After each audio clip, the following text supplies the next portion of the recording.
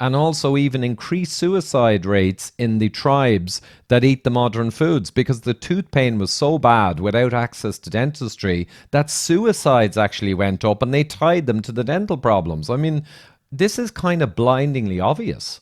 Uh-huh. Uh-huh. You see, like you and I are both engineers, so we define the problem. We don't define the symptom. And when you define the problem, you get different answers than if you define the symptom. Welcome to the Fat Emperor podcast. I'm your host, Ivor Cummins. We're supported by the Irish Heart Disease Awareness Charity, which advocates a simple CT scan to reveal your CAC score. So, know your score and take action to prevent that premature heart attack. Everything you need to know will be right here. We have a fascinating podcast today because I'm going to be speaking with an engineer and biochemical expert, Patrick Theut.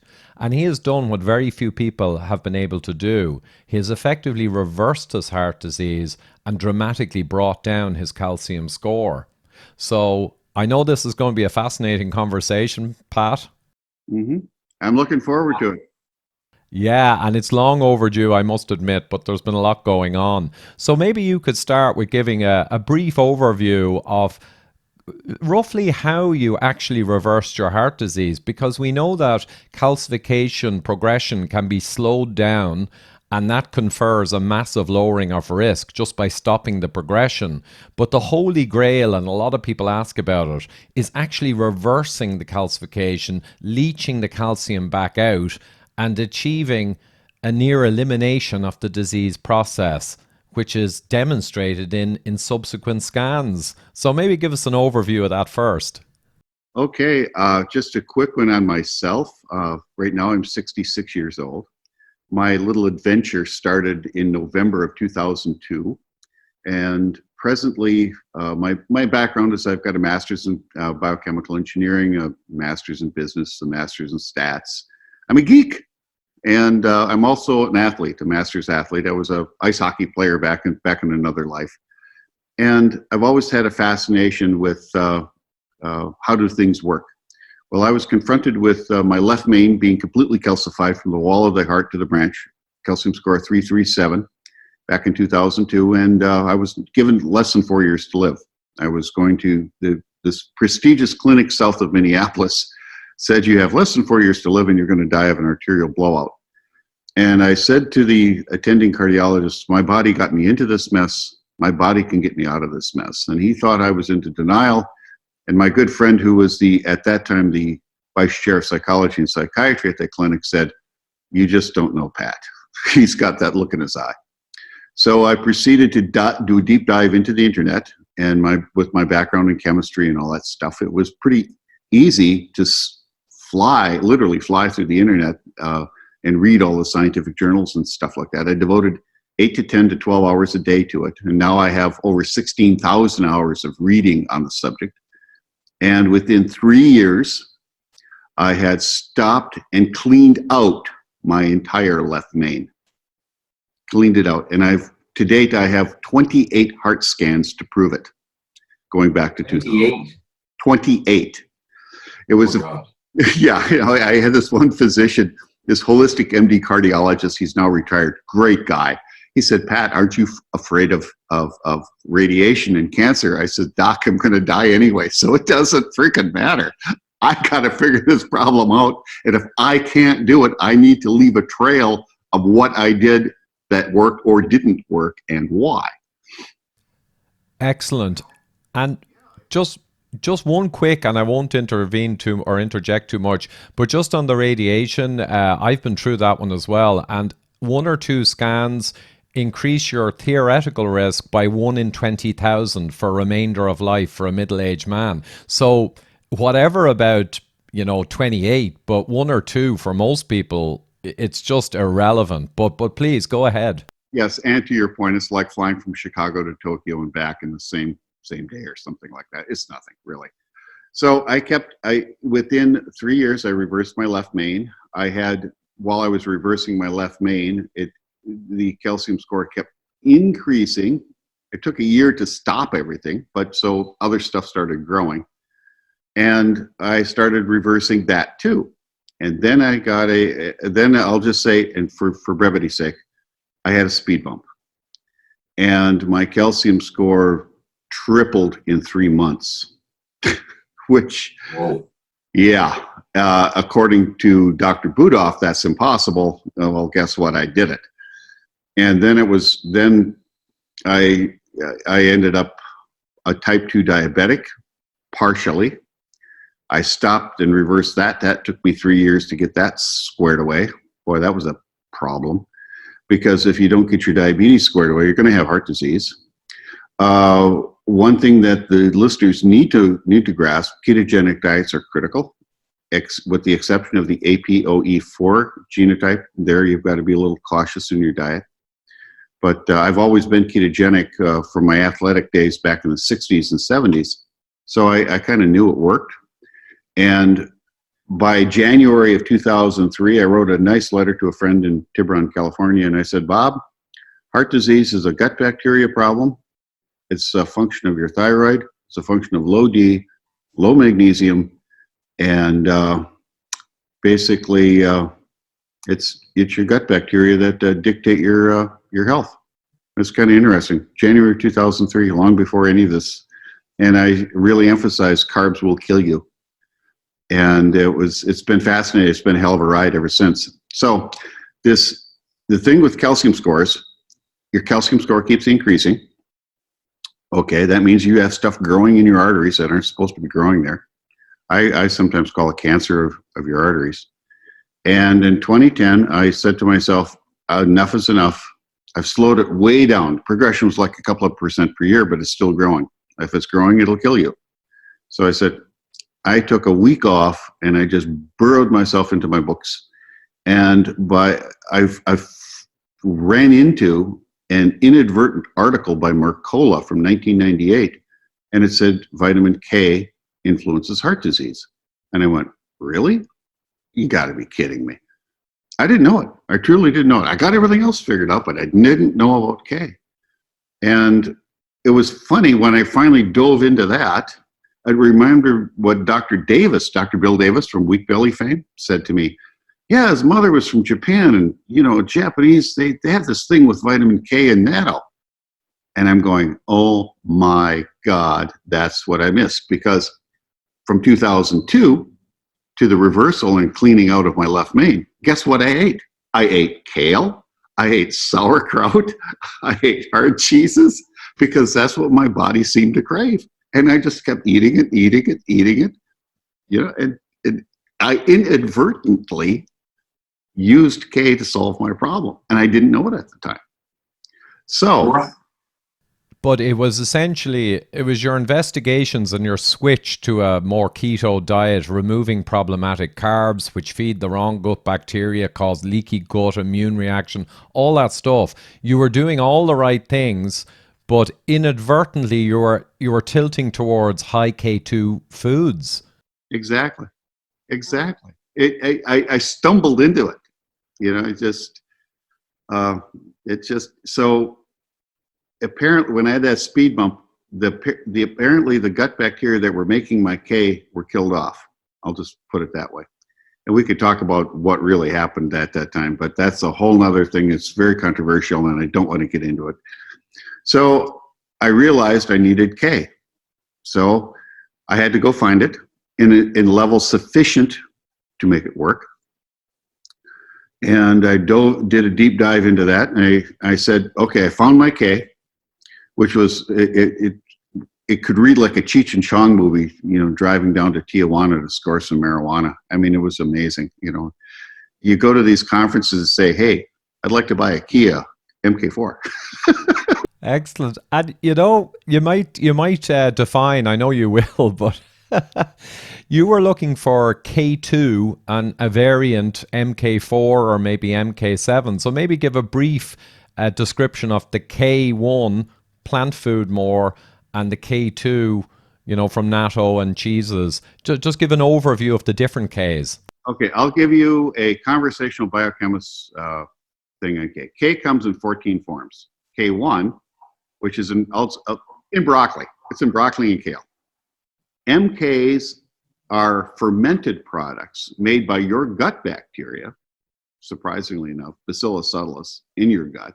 And you can also get it in foods like natto, sauerkraut, fermented sausages, stuff like that. So it's everywhere. One's on the fermented side, the one's on the just plain extractive side. And they're very similar chemically. In fact, they look like chemical tadpoles or pollywogs. You've got this benzene head on it over here and this long freaking tail. And that's important because LDL and HDL carry that stuff all over your body. And that's something people forget about LDL and HDL and VLDL. Those are the three trucks that haul K1, the MKs, which come in 13 different flavors, and your vitamin E, and your CoQ10, and something called microRNA, which is primarily resident on HDL. And that's the coating that your liver puts on the LDL and HDL when it kicks it out and back into your bloodstream. Doctors don't talk about that all that often. You're describing a system where lipoproteins like HDL and even VLDL, which is a problem in diabetics when it's high, and even LDL, the bad cholesterol, you're describing them as not just cholesterol, one of their contents, you're describing them as a crucial evolutionary delivery system of which all HDL, LDL, and VLDL are all crucially important, right? Precisely. They are your little milk trucks that bring your milk all over the neighborhood and drop the milk off at the doorstep. That's what they do. That's what they do. Dr. Furland made a great study up in Canada on vitamin K1 and its impact on Alzheimer's and its prevention. And she went through the whole biophysiology, how the darn thing is even hooked up to the LDL particle and how this enzyme takes it off the LDL. In other words, takes it out of the milk truck, puts it through the wall of the artery, and remanufactures it into MK4 for sheathing material for your nerves. It's amazing. And if you look at all the studies of LDL and HDL, they never talk about that. It's crazy. Yeah, and you know, Patrick, I haven't got so much into that science that you're talking about, and that's why it's fantastic that people get a good grasp of it today. But it makes absolute sense that in evolutionary terms, the most complex macromolecule, like the lipoproteins, is going to be multifunctional and completely embedded in our health, even the LDL. Exactly. That's just amazing. So in 2010, I did my deep dive. I finally realized what I missed. And since I'm kind of a researcher all on my own, you're not going to get everything. So, okay, I missed it, but I got it now. I came up with a whole new definition of heart disease, which is just fascinating. And it is, and I don't want to use big words to scare people or whatever, but it's basically, you've got foam cells and macrophages in your pipes that are growing. They're bad actors. And you got to kill them. You just got to kill them. So I'll tell you how it works. And I'll put it in Peter Rabbit language. Okay, you've got a macrophage that went into your pipe to kill a bacteria that got in there. The macrophage doesn't want to leave, so it gives off a chemical that says, hey, I don't want to leave. And the body goes, you got to leave. Macrophage says, I ain't going anywhere. So if you have sufficient vitamin D floating around and you have sufficient free T3 floating around, that's a thyroid hormone, it causes an upregulation. In other words, it makes these little chemicals start spinning on the surface of the macrophages and the foam cells. Those are called matrix GLA proteins. Think about it as little tops spinning on a basketball. Well, your HDL sees those and it goes, hey, those are my friends. So the HDL wings into your artery, And it's got a little, it's got a magnet on it. And the magnet is your vitamin MK7. The MK7 attaches it to that little spinning top and locks it down. Pretty cool, huh? Just locks it right in there. Now, CoQ10 is hooked up to your HDL particle. CoQ10 is like the hawser cables on a boat to tie it to the dock. So it ties it to the dock. Now your HDL is hooked up to your macrophage or your foam cell.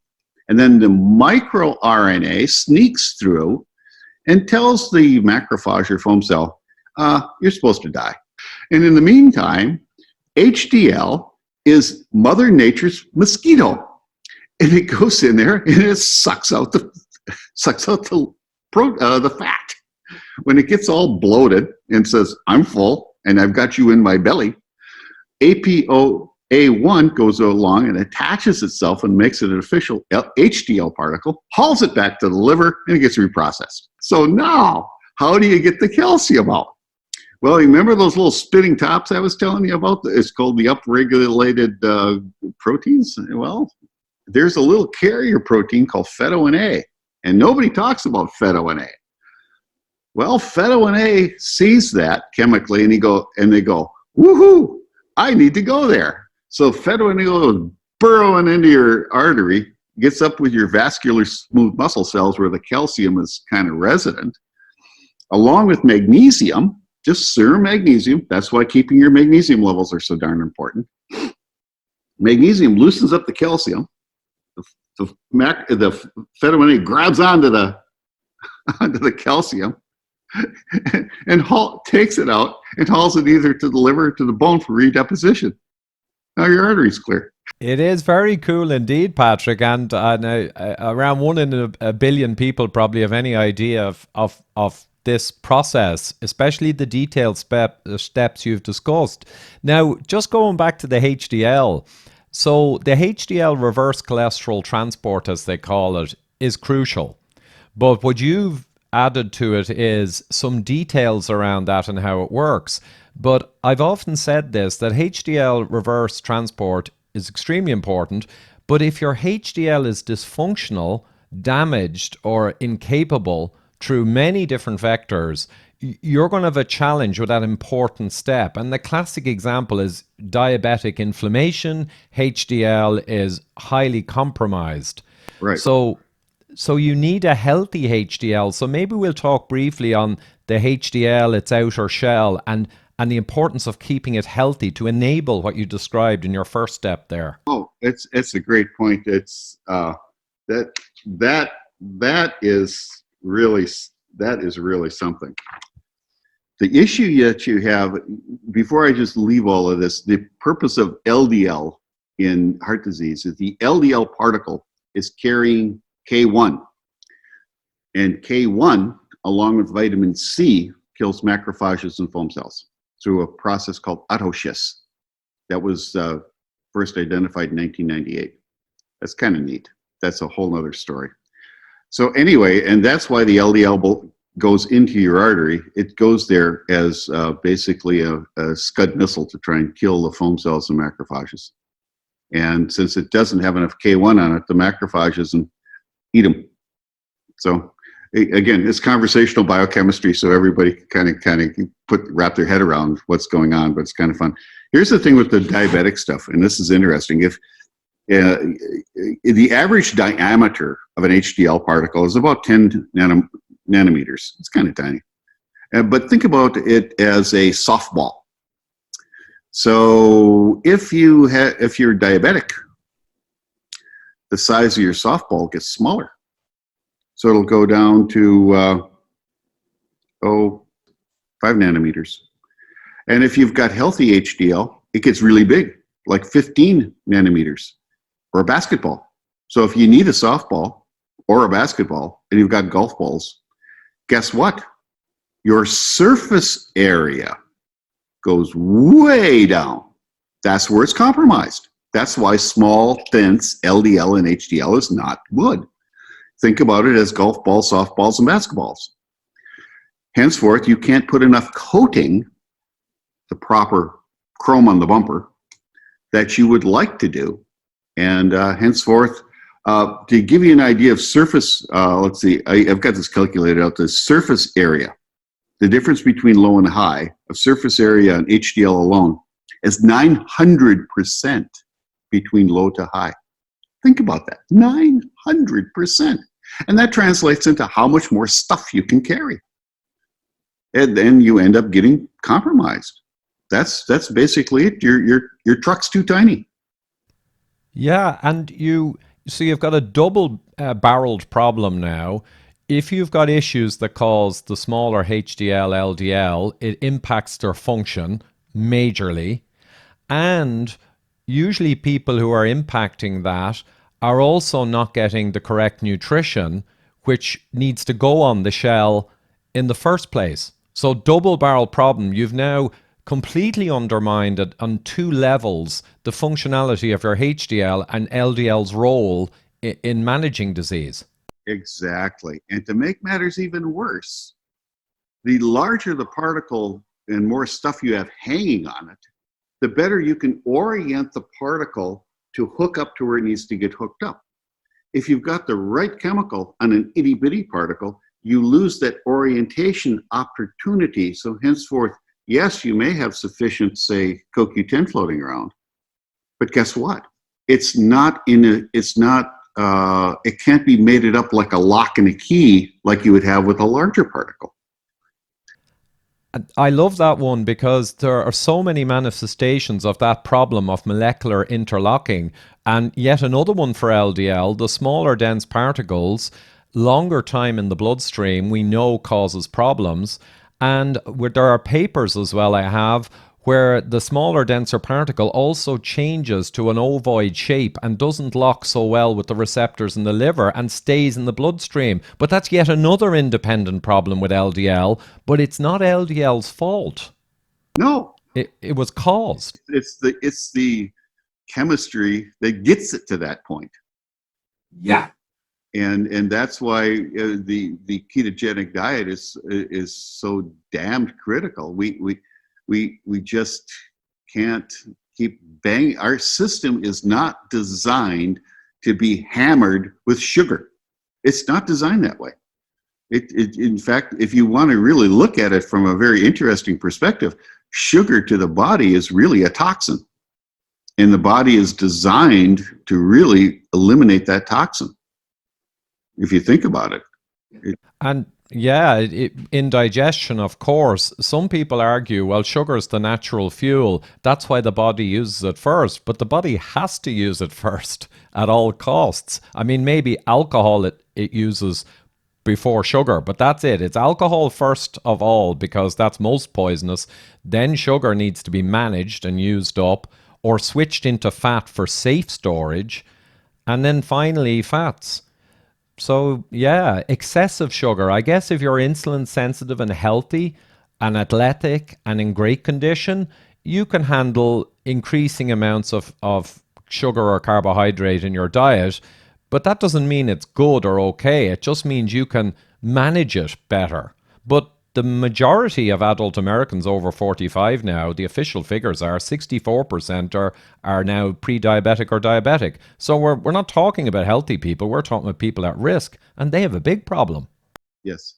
The problem is staggering. It's just absolutely staggering out there. You look at a cola drink of any kind. It's 100 grams of sugar. Your body's not designed to take that. My God. I mean, the body's not designed for that. It's like exogenous calcium. Oh, I'm going to take calcium. Why? Your body's not designed for it. And when you take calcium as I say, gnaw on some limestone, the body's going to do something with that calcium, and it's not going to be anything good. It'll give you a kidney stone. It'll go into your heart. It'll cause nodules in your joints. Don't do it. Your body's not designed for it. Your body's designed for magnesium. It's not designed for calcium. And here's a neat point on calcium. If your body does need calcium, vitamin D is a signaling chemical to the gut bacteria to liberate the calcium it needs. Isn't that something? It just tells it, hey, dude, I need some more calcium. Okay, here it comes. Other than that, out it goes. Well, the body has all these regulatory mechanisms. So if you starve it of calcium, like, and literally not ingest enough, it may have a challenge. But absolutely, there were trials where they gave extra elemental calcium and there was higher mortality. But they were looking simplistically at it. Oh, well, more calcium will help because more is better. Right, But as you right. say, no, you And it's need just like enough, taking the right vitamins in amount. general. What the biggest thing people forget about taking vitamins is the first thing that gets fed is your gut bacteria. Make them happy first.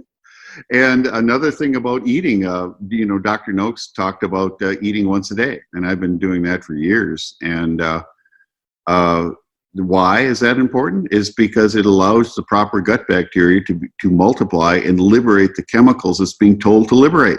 So if you keep pounding food down your gullet, the bacteria get all confused in what to do, and that ultimately causes bad bacteria to start to grow, which in turn induces diabetes, which in turn induces non-alcohol fatty liver and stuff like that. It's all coming from your gut. You are what you eat, you are what you digest, and you are what you absorb. It's And you know, Patrick, the whole gut thing is the latest big thing. But I think a lot of people who are talking about gut bacteria do not have a grasp really of how it works. They just kind of know it's important and then some of them make up their own theories. Another big problem is, well, just to your point about the gut bacteria, if you have GERD or SIBO, small intestinal bacterial overgrowth, and challenges of that nature, you're going to get malnourishment and you're going to get leaky gut and all kinds of problems for sure. But if you go to a low carb, healthy fats diet and cut your meals from 3 or 4 down to 1 a day, the evidence suggests there's going to be a dramatic improvement. Now, it might not fix everything, but it's like a first step, right? exactly. You have to have a ground zero somewhere. You just have to. And when you tell people it's really not that complicated, and then you explain it in Peter Rabbit language, they go, wow. Uh, my Aunt Phyllis, 90 years old, she's on a ketogenic diet. She loves it. She's skinny. She's sharp as a tack, healthy as a horse. And she's around her friends who are just dropping like flies, as she said. And she keeps telling them, you're eating wrong. And they've got all these problems, and they give them all these meds and make even more problems. And she says, I don't take any meds. She's not 90 years old, no meds. It's amazing. Yeah, and the over medication of the older generation is quite shocking. I mean, I forget the figures, but something in the UK, 30% of people over 65 or 70 are on an average of 6 prescription medications. So everything has gone crazy. We know that. But if we go back now to the atherosclerosis process, so you did these interventions and you learned as you went with enormous amounts of research, in fairness, into deeper biochemistry, not just looking at trials and trying to guess or associational rubbish studies. I did it on all the stuff I've done. I would read a study and then I would study myself. So I've got probably $300,000 of my own out of pocket just on my own lab work, just testing on myself and see what works. Wow. Well, that's what you got to do if you're discovering new data and not just parroting other people's stuff. I had a conversation with Dr. Bill Blanchett the other day, who's big into CAC scanning and intervention to stop progression, and he had a couple of other unusual ones which you'd probably like. Gum infections and gingivitis is not only a reflection of a bad diet, which will give you heart disease, but the very bacteria and infections themselves trigger the immune system and can drive progression in people who otherwise have done the right things and are disappointed that they're progressing. So maybe your thoughts on that one, for instance. Oh, I will give you some real interesting stuff on that. The Veterans Administration in the United States says if you're going to have a heart valve replaced, you have to have all of your teeth removed. Yeah. My buddy, I'll just call him Glenn. He's my next door neighbor. I said, you're going to do what? Oh, yeah. They said, tooth infections will screw up my valves, so they're going to take out all my teeth. I went, you got to be kidding me, Glenn. Really? It's true. I dug into it. It's true. It's just bizarre. By the way, I know Dr. Blanchett. And I made a presentation, an a cappella presentation at his clinic. He showed Widowmaker. And I was in the audience, and he introduced me to the audience. So I talked for 2 hours, 2.5 hours. It was pretty fun. But here's something interesting. When you get your vitamin C correct, your vitamin D correct, and your K correct, and your magnesium correct, guess what? You don't have to brush your teeth. Okay, so you can power or compensate for the challenges that bacteria and immune reaction to bacteria cause for atherosclerosis. Mm-hmm. Yeah, it turns out if you brush, I have yet to meet a mammal that brushes its teeth other than humans. I've still been looking. I can't find one yet, but I'm looking. And you ask yourself, why do you brush your teeth? Again, I'm an engineer. You know, we ask questions, you know, why does this work, you know? So drilling down, it turns out that if you get that right, you don't have to brush your teeth. And I haven't brushed my teeth in 10 years. And I had a little mechanical opportunity. And the dentist said, I'm so proud of you. This was a year ago. She says, my God, you know, people your age should really follow your advice. I said, doing what? How you floss, how you brush, everything looks great. And I says, I haven't brushed my teeth in 10 years. She says, oh my God, there's no plaque on your teeth. Yeah, I know. It's not supposed to be there. Isn't that something? Well, it resonates with me because there are studies which show hunter-gatherer tribes living on real natural foods with all of the elements generally that you describe. They didn't brush their teeth, and they had an average of one cavity or missing tooth, I think, in their 50s from skeleton studies that were done. In contrast, similar genetic peoples who move to the cities and eat the modern kind of white man's food, if you want to use that phrase, they, in their mid-50s, had myriad cavities and missing teeth, and also even increased suicide rates in the tribes that eat the modern foods, because the tooth pain was so bad without access to dentistry that suicides actually went up, and they tied them to the dental problems. I mean, this is kind of blindingly obvious. Uh-huh. Uh-huh. You see, like you and I are both engineers, so we define the problem. We don't define the symptom. And when you define the problem, you get different answers than if you define the symptom. And to your point on native tribes, there was a study in Denmark. Denmark brought a bunch of folks from the Inuit from Thule down to Copenhagen. And brought them down there, and they would last about 3 years and they'd die. So eventually the Inuit says, we're not going to Copenhagen because you're killing us, and we don't know why. So the Danish government said, well, we're not killing you, but obviously there's something going on. So they studied their diet, and they found out that the diet that the Inuit had made the Inuit survive, and the Western white man's diet truly did kill them.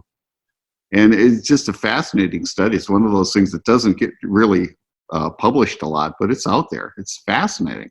And there are so many examples, like the Samoans, the amputations in Samoa for diabetes and the obesity is off the scale.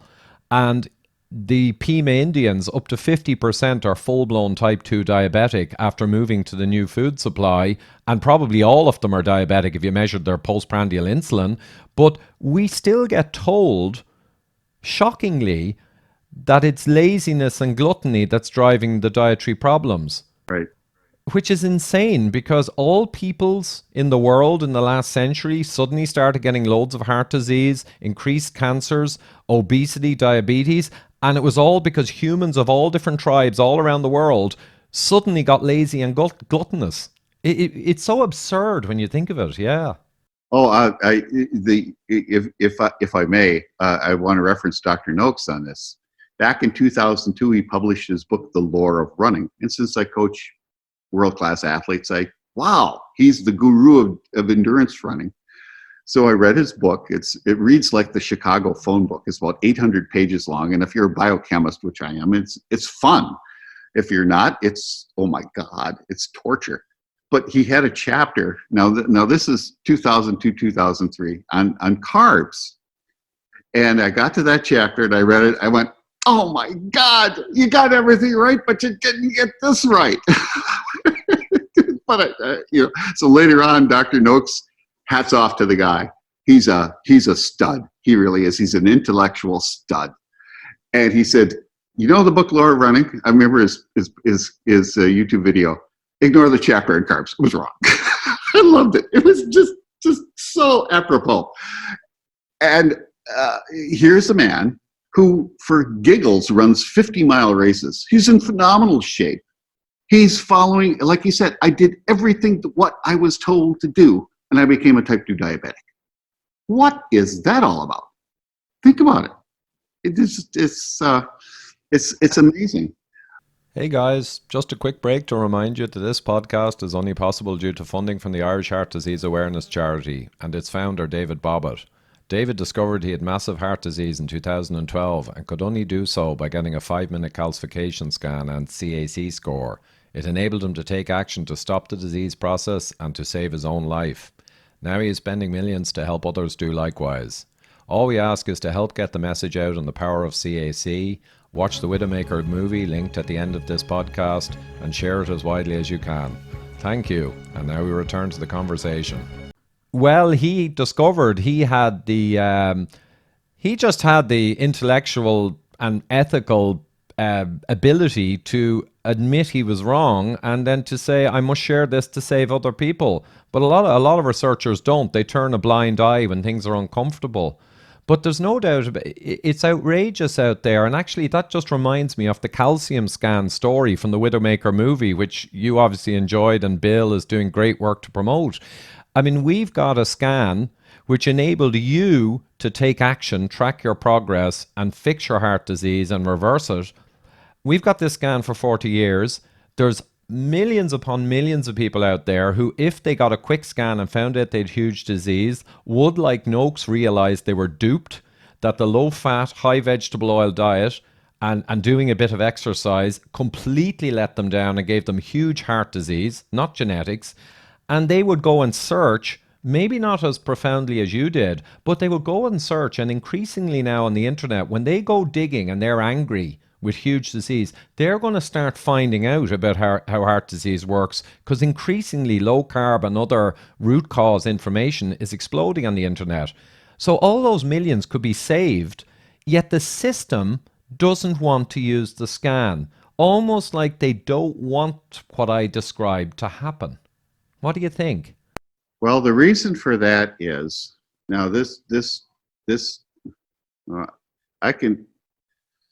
I don't wear a tin hat and listen to AM radio at 2 o'clock in the morning on Saturday nights. I just don't do that. But it's the old saying, follow the money. I have a couple of good friends in the medical world that tell me the reason why we don't encourage heart scans is because the general practitioner will be confronted quickly by John Q. Public of saying, I'm taking a statin, and if I get a scan every year, my heart disease is increasing. What's going on? That's the problem. They're trying to be gatekeepers and controlling the narrative. That's the issue. That's and I've heard this. I have a good friend who was chief of surgeons at a very prestigious hospital in the upper Midwest. He just retired. And he said, Pat, that's what's going on. That's what he told me. It's scary. So, and I'll give you a piece of objective evidence. Now, I live in the upper Midwest, and there's a heart scan center where you can get a heart scan for $59. 320 slice Toshiba scanner. Excellent piece of equipment. I've recommended it to a lot of people. And now they don't go once a year. They're only allowed to go every 5 years. And so then my one friend said, why every 5 years? And the cardiologist said, oh, your heart disease doesn't change in 5 years. So why push yourself through all that radiation? Honest to God, it just, what the heck? It's just bizarre. And the cardiologist obviously has no grasp of the trivial nature of the radiation. With a few scans over a decade, it's meaningless. But there were many, I agree, there is a challenge, and it's unfortunate that the statins, while they give some benefit and they can stabilize plaque through certain mechanisms, Unfortunately, they have a tendency towards being correlated with higher calcification, even though it's probably more density rather than volume. But because of that, it makes calcification scan unpopular because it gives the impression the statin's increasing it. But there are all the other reasons too. I mean, we know that if you scan people who are going to go into invasive cath lab to get angiograms, probably 50% will have a zero calcium score and means there's no way they need an angio if they're asymptomatic.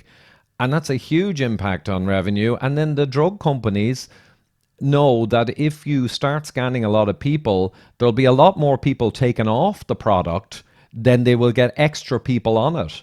So it's like nearly everyone in the business, all across the top strata, the scan doesn't suit them. It only suits someone who wants to save people's lives, ordinary people's lives. But that's not part of the business. Right, like Dr. Blanchett. He's trying to save Yeah. people's lives. He just is. He's got an EBT scanner.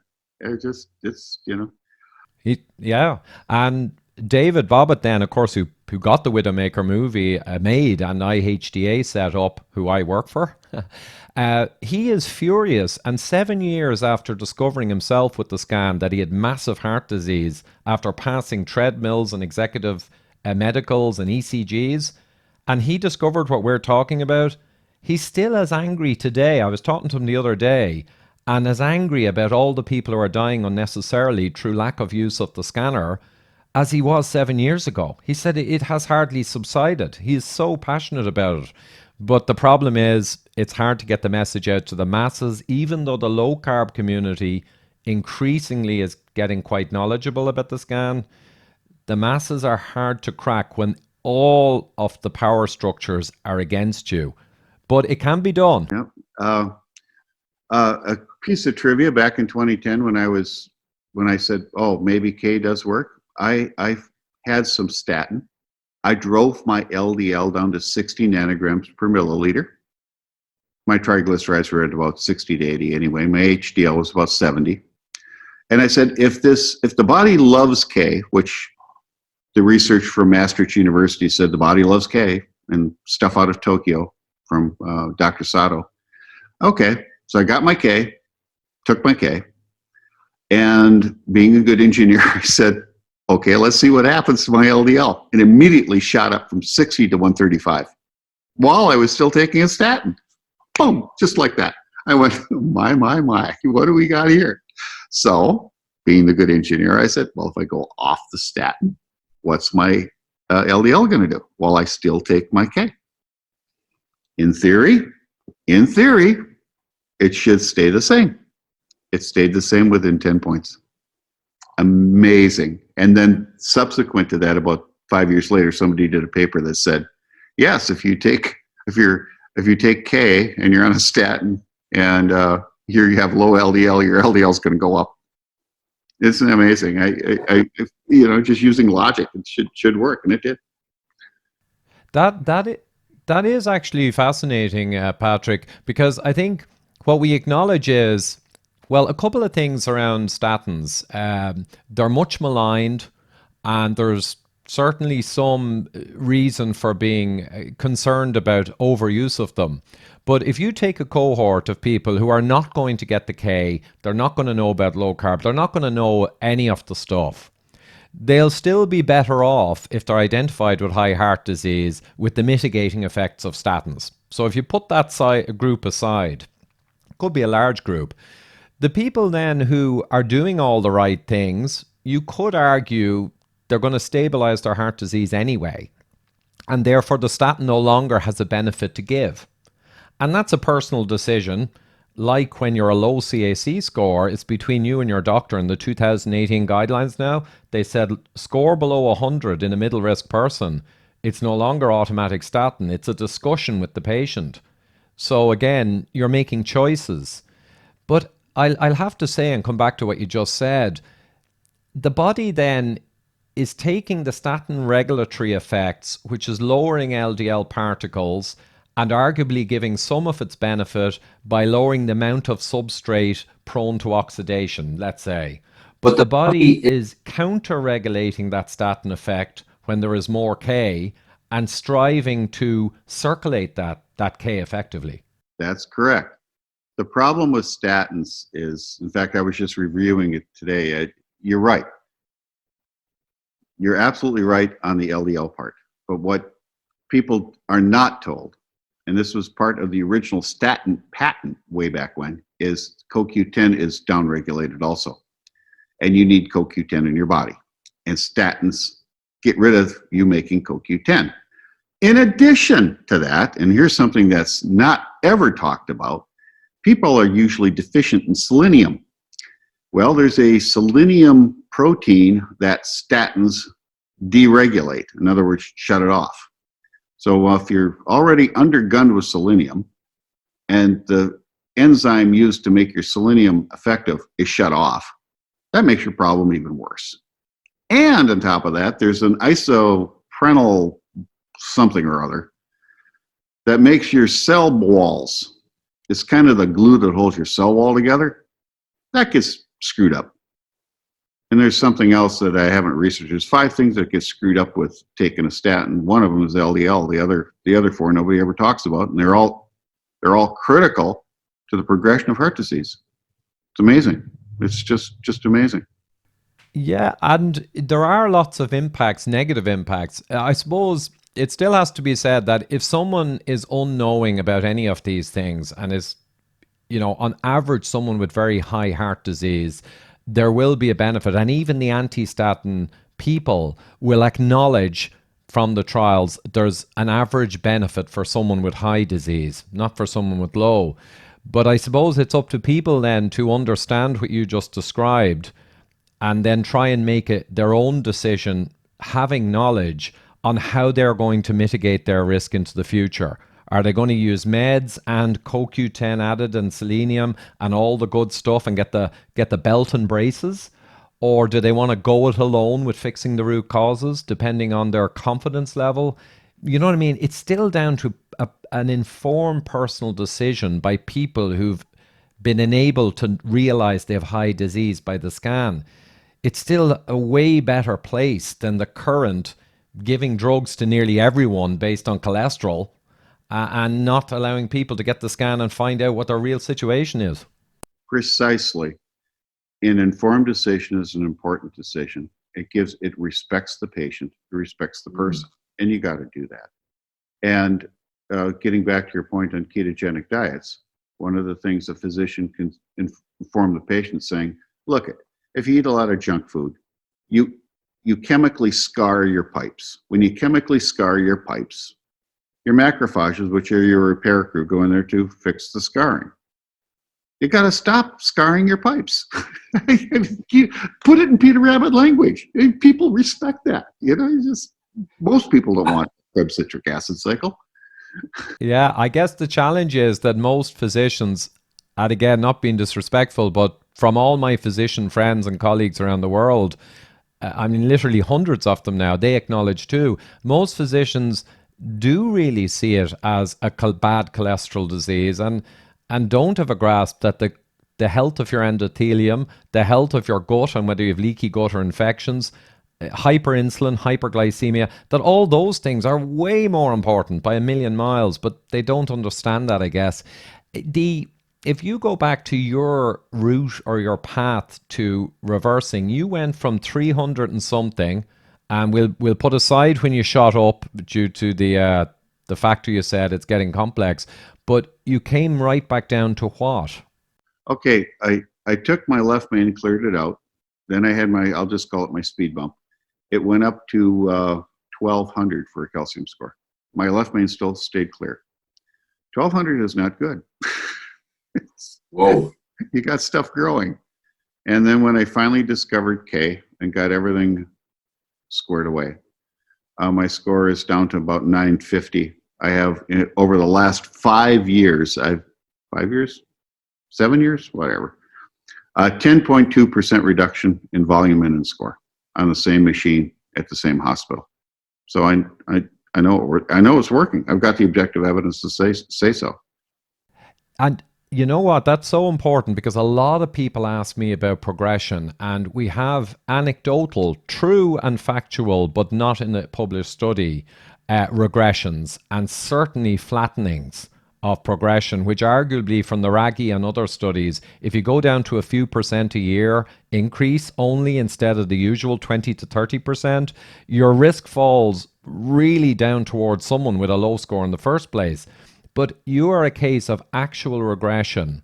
The only published study I know is William Davis, Wheatbelly, who you're very familiar with, who published with his intervention, not quite yours, but a little like it. He got a third of his people to regress, a third to flatten, and a third to rise slowly, which was fantastic. That's the only published study I know of demonstrating this. That's correct. And yeah, that's correct. The other studies on attempting regression using statins have all proven to be, they slow it down, but they don't stop it. And it's like I tell people, if it's growing, it's growing. And that's not good, because all it takes is one set of circumstances. It'll bust through your epithelial layer and you've got yourself a clot and you've got yourself a problem. You got to stop it first. Or, well, as I told Bill Davis way back in 2004, you got to slow it down, you got to stop it, then you got to clean it out, then you got to set up so you don't have it happen again. And when I was at the ICIM conference, I presented a beautiful slide, I can send it to you, of the multi-headed dragon of heart disease. And each head of the dragon's got a different thing that needs to be addressed. It's not one pill solves the problem. It's a lifestyle change. And I can send that to you. It's a hydra. Yeah, you got it. The vampire squid. And any one of those things will get you. Exactly. And I'm always saying this to people too. It is multifactorial. I think sometimes the medical business uses multifactorial as almost like an excuse. Oh, there's 300 causes, so throw your hands up and just try a pill. But the reality is it is multifactorial, and different people may have different drivers, and therefore some people may stop progression and they're happy, right? And some others may do quite a few correct things, but it keeps progressing. But for those people, they need to look at the dental health. They need to look at the K2. They need to look at the CoQ10. They need to look at everything. And if you found out you have very high heart disease, it behooves you. It's your personal responsibility on behalf of yourself and your family to go deep and to keep striving to get the progression to slow down and stop. I mean, if people don't care, well then, okay, forget them. Let them drink Coca-Cola and do what they want. But there are so many millions who do care. Right. If all people have to do is have a heart attack, and then they're going to say, boy, I shouldn't do that again. And that is for sure. So your interventions then, just putting them as your personal success with regressing your calcium, and we have several more people. I have a lady whose husband went from 400 and something down to, I think, 280. So I'm beginning to gather these testimonials. But you did the low carb / keto diet. That's one. You did the vitamin K2 and K1, right? Big intervention. And we'll talk soon about how much and the types of ways to do that. CoQ10, I guess. Yes. And what were the other key things? Magnesium. Magnesium, of course. Vitamin D. I was one of the first people to say if your vitamin D level should match your HDL level. I figure there you're in good shape. And that's in nanograms. The American unit's nanograms per mil, I think, not the nanomoles. Right. Nanograms per milliliter. Getting your selenium right. I take fish oil.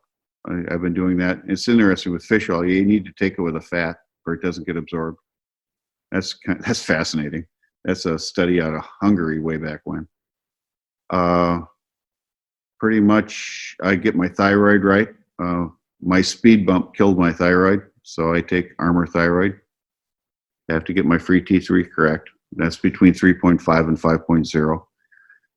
And that's pretty much, don't take any calcium supplements. And, that's I take a multi-B vitamin, and I eat once a day.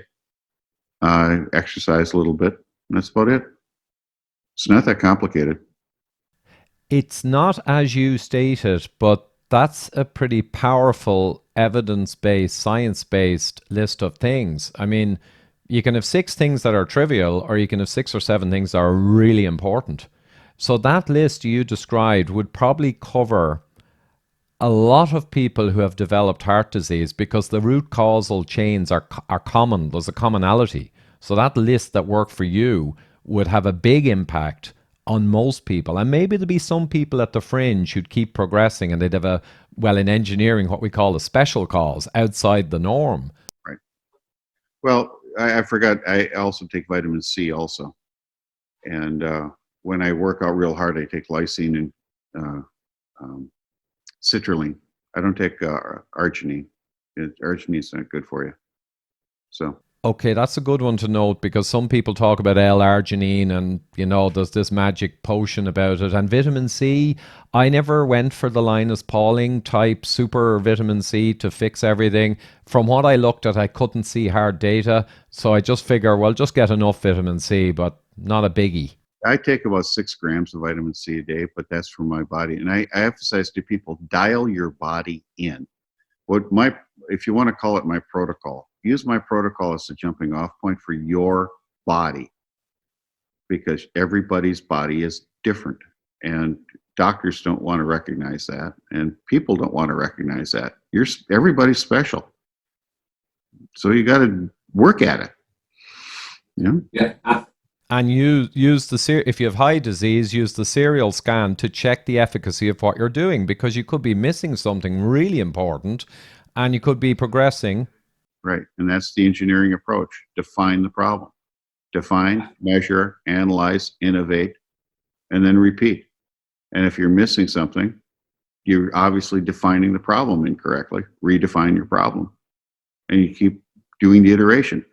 And since, as you point out, it's a multifactorial problem. And you and I both know in engineering, multifactorial problems are busy systems. And you just cannot be, if they're not solved linearly, you have to sit and think about it. Think, plan, and react, ready, aim, fire. And there can, of course, be a lot of ambiguity and interacting factors which are highly confusing, and even lag times between a cause and effect that can throw you off. Oh my God, yeah. Like just taking vitamin D, there's like a 1 or 2 month lag time before your system finally gets adjusted. When you take high dose, say this protocol that I use, and for some reason your body will respond to it well, you're not going to see anything for 6 months, if not a year. You have to be patient. You just got to sit there and just be patient. To that point, Patrick, another thing occurs to me with what you just said. The lag time can also apply to the calcification process. So you may, do all the right things and be actually in a good place, but your score for 6 or 8 months may keep rising as soft plaque that's been generated kind of calcifies. So you got to be really careful to take a deep breath, slow and steady, root cause it, cover all the factors, and then over a couple of years, do the scans and stand back from the problem. You'll still, as a person doing that, based on what we discussed today, you will be overwhelmingly ahead of the vast majority of other people with progressing heart disease. You'll know your score, you'll be taking all the right actions. You're so far ahead of the game, and meds to mitigate in the short term until you know what's happening, that you can relax a bit and say, wow, I'm taking action and I'm all over it. Oh, that's so true. The psychology of this problem. You've met my partner, Dr. Roxana Transit. She's a PhD clinical psychologist, and she really emphasizes that part. When people ask her, oh my God, what do I do? And I can speak to that. 2 months ago, a good physician friend, 45 years old, likes to run 5Ks and 10Ks, very similar to Dr. Noakes. And he said, oh, I'm going to get a heart scan just to make you feel better. I says, well, okay. Got a heart scan, got a score of 150, 45-year-old guy. He was devastated. And I mean, he was upset. And rightfully so. And he said, "What do I do?" And Dr. Transit looked at him right in the eye and said, "Relax. Step one, don't panic. We've got this. It's going to take time." So she talked to him for probably an hour of just relaxing. Don't get nerved up, because that's going to send all sorts of wrong biochemical signals throughout your body, and you're going to make a bad situation even worse. Just relax. It's just take it as it comes. You're going to be fine. Well, and the key thing is relax and take the right action. Now, it's possible there are people who don't know what to do, that they won't be able to relax as much because they just don't know what's going on. Now, they will get the standard of care, which will help with heart disease anyway, but the ideal situation is to relax, follow up, discover, learn, and do all the right things. And then you're in control. I mean, that I'm not worried at all if I get a high score. I got a 0, but if I got a high score, I'd say, well, that's a project for me to work on. And like you, I'm going to do the best I can do on that, and then I'll be happy. That's right. Yeah. Relax into success is what I tell my world-class athletes. Just relax. You'll be fine. We'll get there. Oh, the other thing, ApoE4. Now, you were on all the forums. You know all that stuff. What do you reckon on that? As it relates to APOE 444342, I believe he's got a point. For the 3 3s, maybe. For 2 2s, probably not. So if you look at, say, apes, great apes, they're APOE 44. They don't need a lot of fat. True. And I often wondered this. You know, there may be sensitivities there, and the people with the highest risk, with the most disease, should be playing it real safe. Absolutely. When in my travels, a lot of people who are APOE 4, they say, "Well, what kind of diet?" I says, "Be very, very careful. What a 3-3 does is not what you're going to do. Guaranteed you." And when I was at the ICIM conference in March, there was a lady talking about the APOE 44 diet, and it's not a lot of fat. It's, in fact, not much. And it's just the way your body does what your body does. You know, it's always important to know what's going on, and that is, in an APOE 3-3 person, your LDL and HDL and VLDL are reprocessed in the liver, and this is just for biochemistry conversation's sake, about every 3 days. When you're APOE 4, it's processed every 6 days. So what happens is you have an awful lot of LDL and HDL floating around that have lost their coating of K1, the MK7s, the E, and the CoQ10. And in the case of the HDL, some of the microRNA is missing. So henceforth, you have to treat your diet differently. And in fact, you may even, now this may sound like heresy, you may even need a statin, surprisingly enough, to drive your LDL down, and then have a real high dose of K, CoQ10, and E, just to make sure that it stays coated longer so your body gets all the benefits from it. And the long residence time, we largely accept now that long residence time, whether FH or any other person, is more time exposure to lose the coating or become desilolated, it's a tough word, oxidized, damaged. And it's arguable that damaged LDL, or lacking in coating, is the root of all of the problems with the artery, and native healthy LDL, for whatever reason, is probably not really part of heart disease at all, really, on average. And you're training world-class athletes at the moment? Yes. Yeah. I've trained a number of Olympic athletes, some Olympic medal winners and things like that, some from Russia, some from the United States. I help out high school and college kids win state titles and set records and stuff like that. A lot of them take a very similar protocol. I remember this one Olympic athlete, Jeremy Scott. He was on the 2012 team as pole vaulter, In 2010, he come to me and he said, Pat, he says, oh my God, my wife has celiacs. I'm doomed. I said, what do you mean you're doomed? Well, I want to be a good husband and I want to eat what she eats, but there's no carbs. I said, great. And there he was at the 2012 London Olympics. And to this day, he's keto, big time. So hey, you're these guys are doing keto essentially. That's what you're directing them towards, and that's what's helping their performance. Oh God, yeah. Like I told Jeremy, when you start keto, the first thing you're going to do is you're going to go through withdrawal symptoms, and he did. He went through about 6 weeks of withdrawal. It was really pretty rough. When he broke through on it, his endurance improved, his training improved. Everything just got better. Recovery. Yeah. Say again. Recovery, I believe, is a dramatic factor. Is virtually instantaneous. The only thing he did different with his protocol than what we're talking about is he added tartrate cherry juice powder for binding up peroxides that are generated from muscle overuse. But other than that, his workouts used to be every 5 to 7 days, and now when he was training, it was every day. He just never got tired. His speed was just stunning. At the London Olympics, he was. They put one of those little speed guns on him. He was the fastest pole vaulter there. I think he was running like 25, 26 miles an hour from a dead stop. I mean, phenomenally fast. I've got a young man in Upper Michigan. He's in high school. His parents like nutrition, good nutrition. He's on a ketogenic diet, and he's an amazing runner. 2 years ago, he couldn't run around the block. Now he'll just go out for a 10-mile run just for giggles at a 5-minute mile pace. Just go. It's just amazing. And when his friends invite him over and he'll have, say, a cupcake.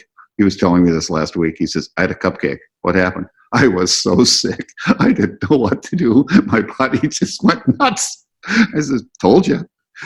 It's just amazing. The Russian athletes that I work with now, they don't like steroids. I finally convinced a number of their coaches, steroids don't make you a better athlete. They just speed up your recovery. And so I helped them with how to be a better athlete. MK7, North Texas State University did a great study on MK7. 1 milligram of day improves your endurance by 10%. If you're a distance runner, 10% is a big deal. 10% is the person who finished 80th at the Boston Marathon rather than winning it, just by taking 1 milligram of MK7. It's amazing what that can do.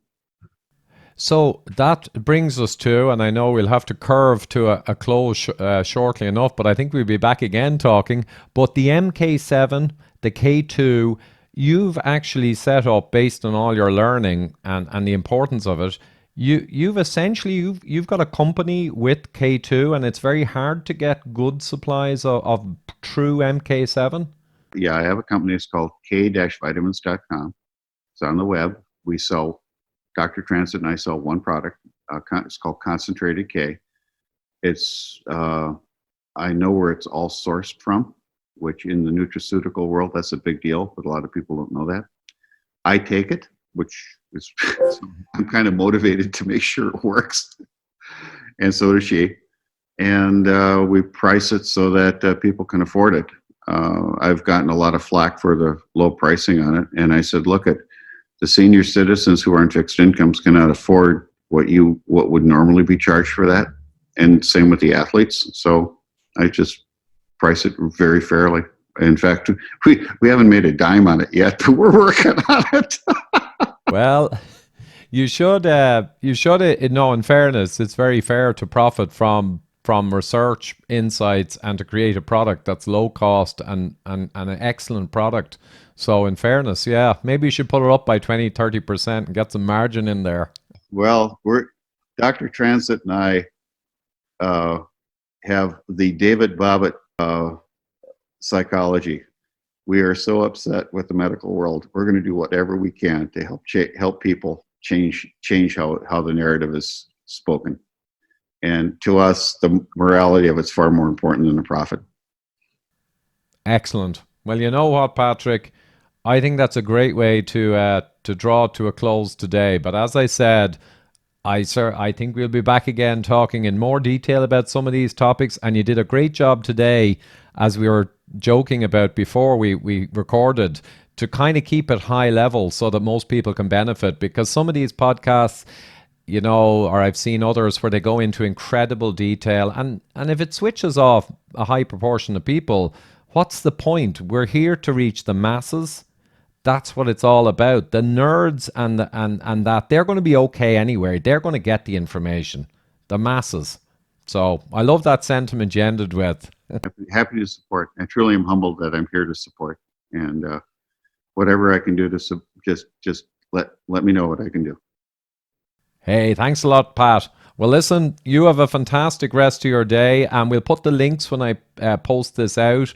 In fairness, I also want to get more of that, because last year I got some of the concentrated K off you, and I've been so busy I let it lapse. It's gone. So I want the links for how we actually access that product, because it's not too commonly you can get good priced exotic things like MK7. You know, you can get all the other ones easily.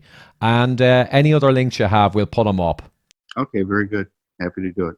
Thanks a lot, Pat. Great stuff. Bye now. Yeah, take care now. Yep, bye-bye. Thanks for tuning in, guys. If you're watching on YouTube, you can see my subscribe button in the middle of the screen, a free viewing of the Widowmaker movie on the far right, and myself and Dr. Gerber's book, Eat Rich, Live Long, on the left. Otherwise, please do subscribe to the audio podcast. Thanks.